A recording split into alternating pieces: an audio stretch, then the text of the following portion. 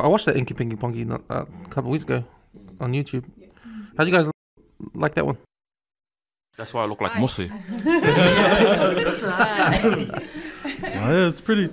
It's like seeing your friends up there, like doing the things they love. It's like they're winning, we're winning. So that's why I like it. Yeah. Yeah, I think it was a big deal to just appreciate and acknowledge the person for who they are, not tell them who they can be, and not judge them, no matter what my beliefs are. Because I'm a staunch Christian, but I've had aunties and cousins who were gay, you know, and I loved them no matter what. And it's the same with this. Like, I think that's what this put light on to situations like that within families, and it doesn't give a child a voice, you know. So he's hoping now that adults have seen it, because it was performed by adults portraying what their child would have gone through and felt alone. He's hoping that you know, they support them more and want to get to know their child a bit better, and just accept them for who they are. Yeah, I found that at the end of the film. Like the last part when she goes with her mum and goes out, you know, that was the moral of the whole story. Yeah. What a lesson there, eh? Yeah, that's interesting. Yeah. No kissy kissy. Now I think like with those kind of like movies and films and situations where like, especially in the poly community, like we're too proud to mention those kind of things. Like it's taboo. So like if a brown brother or brown sister like us puts those issues or those situations on the table, 9 times out of 10, bro, like mum or dad or auntie and uncle would just take that shit and throw it underneath the rug and say like, you don't know what you're on about. So I think like watching Inky Pinky Ponky, like it's shedding light that it's all good to speak up about what's going on. Like you're not alone. That's why God gave you a brain to think and a mouth to speak. Use it. Don't ever let anybody like shut you down and try and tell you like your problems are not worth listening, because it is. And I think with that film and with our production that we're doing, how we're trying to normalize like that there shouldn't be a segregation between New Zealand born Samoans and Samoan born Samoans, because like there's always a fine line between there, because one, a fob can't speak proper English or is broken, and then 2, New Zealand born Samoans where we're not fluent in the mother tongue, so we get called plastics, and it's always that segregation. But then somehow when the Toa Samoa parades came along, like we just didn't give a shit about that. Like we all just fuck that, bro, like you're Samoan, we don't care if you don't know how to speak the language, bro, but you're Samoan. I mean, like it should always be like that, like no matter what. Like doesn't matter if you stay in New Zealand or if you're in different country, but Samoa is still pumping through your blood. And if you bump into another Samoan, bro, and speak the language, it shouldn't distance ourselves because we can't understand it. And I think like what we're trying to do is like we're trying to normalize it where there shouldn't be a stigma. Like if we can't speak the mother tongue, bro, like help us. Or if you can't speak the English language, we'll help you. And I think with those kind of situations, bro, like it needs to come into light where it's healthy to have those conversations. And I think like with us Polynesians, like especially from a staunch background where we get told that we don't know what we're on about, just be quiet, shut your mouth. And I think we need to just drown out that bullshit and just say like, we need help. So I think, I was thinking about the you know, talking about there was this segregation there between Samoan and New Zealand Samoan. I also feel like there's segregation between Australian Samoans and Samoans in the States and us as well, you know, because we're all brought up different countries, different environments. We're going to be a different sort of person growing up there. So, so that's interesting too, that part of it.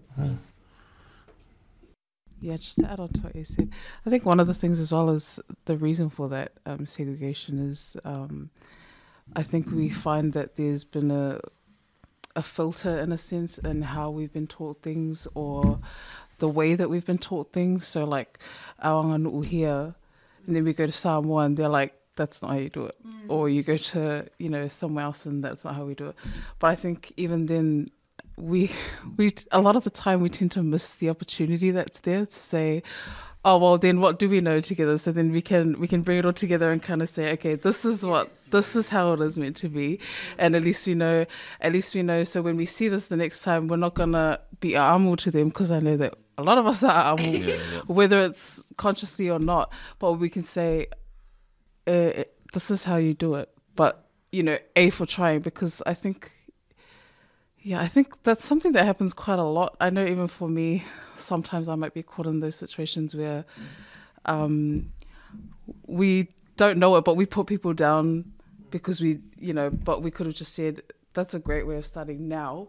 Here's the right way of doing it. Maybe add in your twist, and then what you get in the end would be great. But yeah, I think, it starts a conversation, and it sparks ideas on opportunities that we shouldn't miss, because I think we've missed a lot of those opportunities already.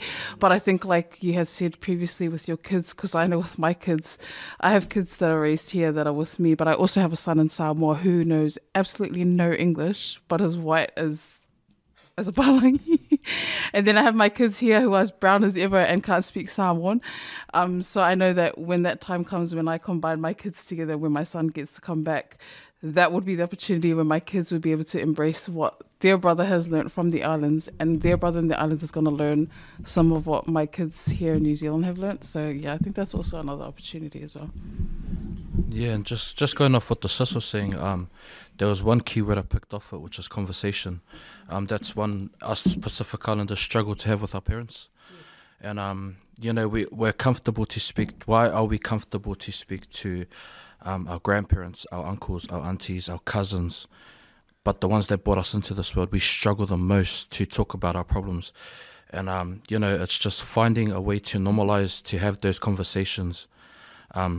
It's something I want to happen. And tying it in with the play, it's what's the difference between a normal conversation and a deep conversation. There's definitely a big divider between two when you try to put it with your parents. There's only so much you can say to your parents depending on your upbringing. But for our Pacific Island community and people, brothers and sisters, I know for a fact that I'm not alone. Conversations are most hard when you want to talk to your parents. How many times have you sat at your door and said, can I go out with my friends? You're convincing yourself, and you go outside and that's okay. Then you're like, oh yeah, and you left it alone. That these are the conversations that need to be looked on and normalized in a sense, because there's a saying. I live by a lot of sayings. Iron sharpens iron, but then there's also another one. As a musician, it comes from drumline, one band, one sound, and that's initially what I want to see happen with this production. Is just to see it carry on. I don't want it to stop. What I mean by that is, let the parades begin and don't let it stop. Let this be the start of something new. Let this be the time for us to normalize what I have to offer, which is my music. A lot of people have a lot of things, social media aspects. We've got other aspects from everyone else and their backgrounds that I won't speak for them. They got a voice of their own, and they'll share in their own time. But we need to look at normalizing conversations with our parents, our own parents. That's what I picked off the sisters. Also that because we're more scared to actually speak, because some of them, when we speak, they laugh, and that really gets us. So it's the humor, eh? Yeah. Like, it's funny, but it hurts. And like, it's just, like,